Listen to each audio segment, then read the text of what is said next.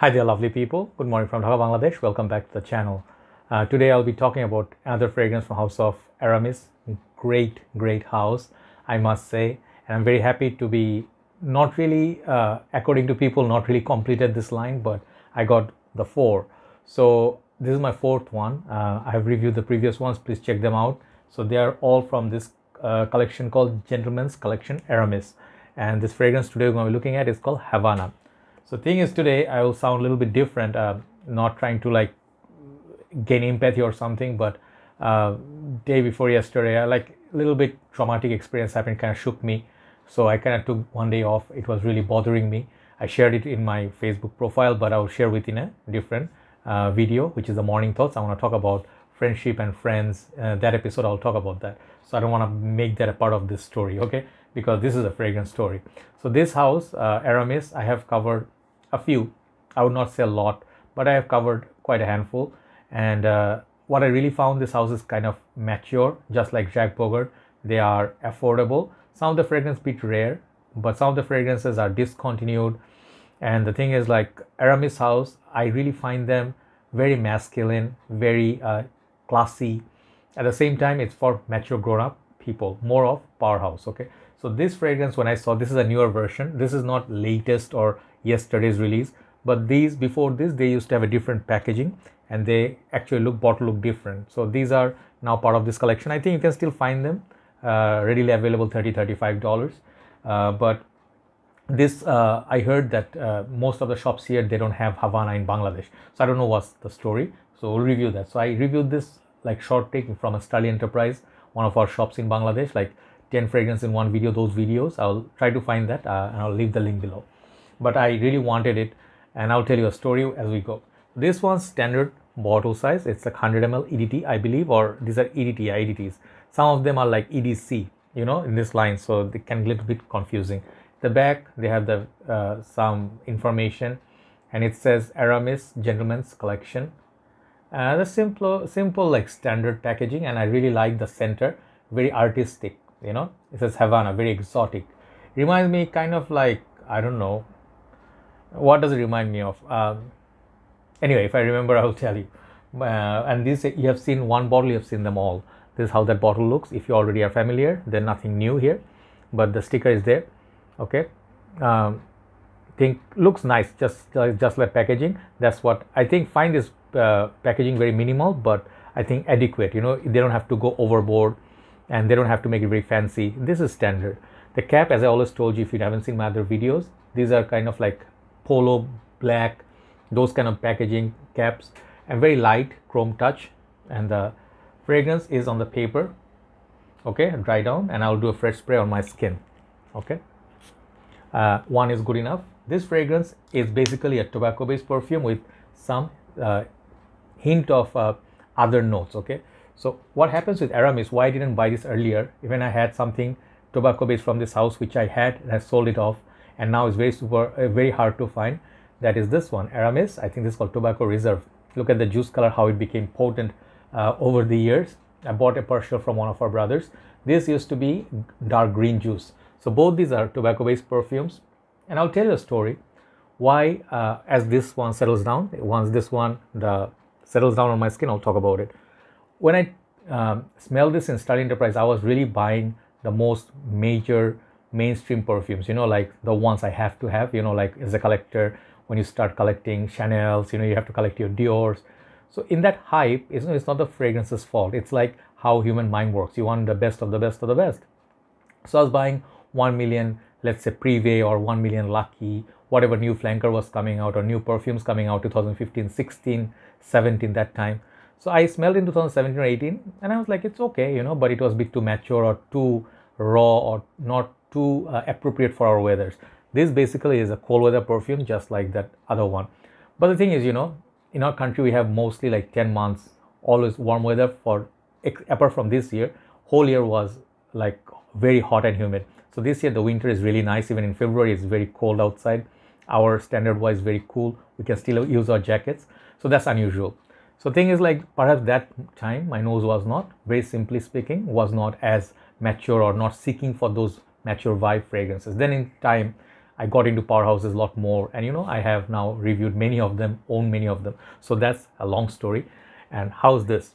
So why did I decide to get it? One thing, to complete my collection. I had Tuscany Parumo 900, Devin, and this one is the fourth one, and I feel like my collection is complete, even though some people said there's one more.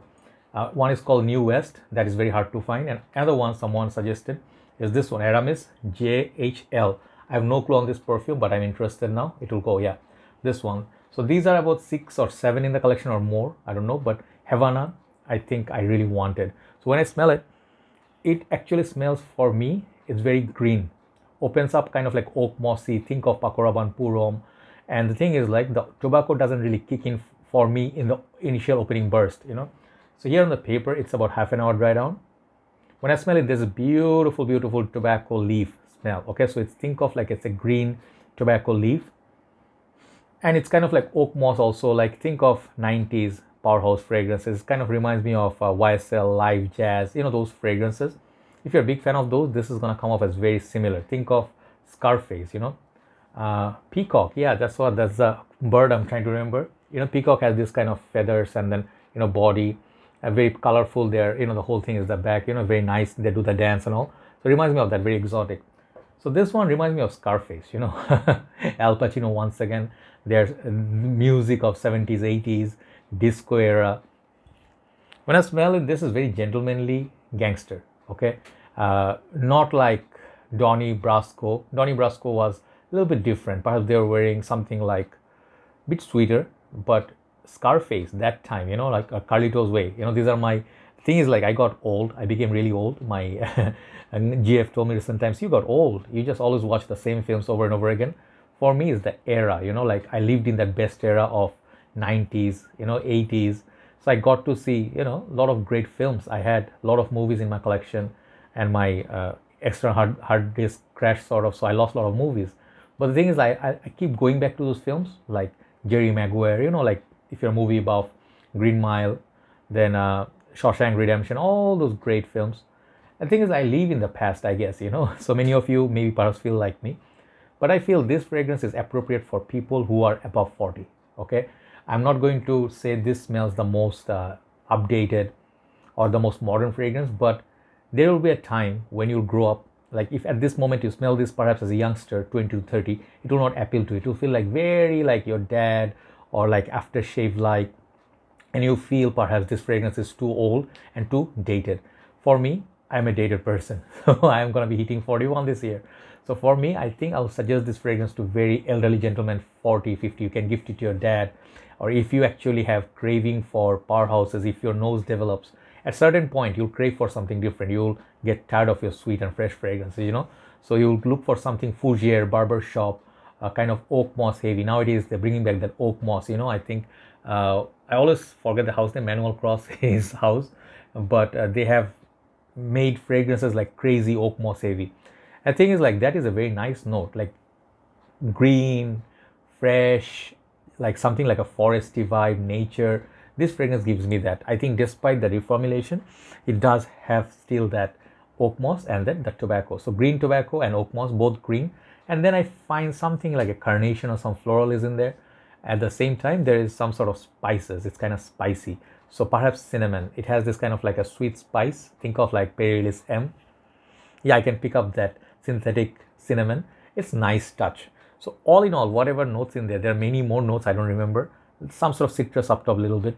But overall, this fragrance turns out to be a green tobacco oak moss fragrance with a hint of spices, perhaps mace or cinnamon, either one.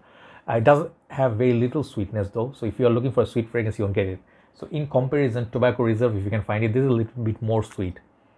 And I feel this fragrance is of modern era, even though from Aramis, this is more chocolatey at this point, tobacco, but still very mature fragrance. So Aramis house, in the end, I'll talk about it one day. I'll buy a few more Aramis, then I'll review as a house. But this fragrance is a timeless classic, okay? If you're a movie buff of, if you like watching old movies, you like the actors of classic times, this fragrance, like Italian Mafia, this will really be relevant to you. So overall, I really am happy I got this. Perhaps it will not get so much wearing from me because in the high heat, I wear citruses, but every winter, this fragrance will be in my rotation. So definitely in my collection powerhouse. And back there is information I forgot to show you. It says what?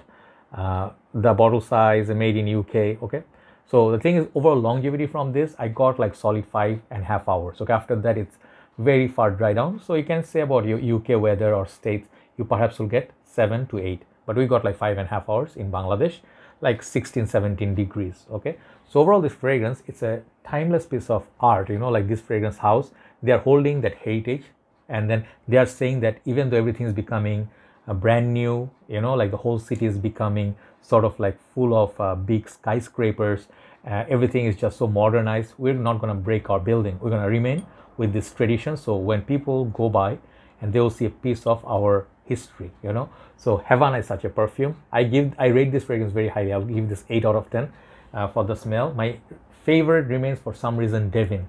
It has this kind of animalic, you know. I love the whole line, but Devin for me is the beautiful, more wearable, even though animalic. Rest of them are a little bit dated. So I warn you, fair warning, this one try before you buy, even though they are very affordable. Thanks for watching. 8 out of 10 for Havana. I'm very happy I covered it. Time to move on to the second video. Take care. Have a nice day. Bye bye.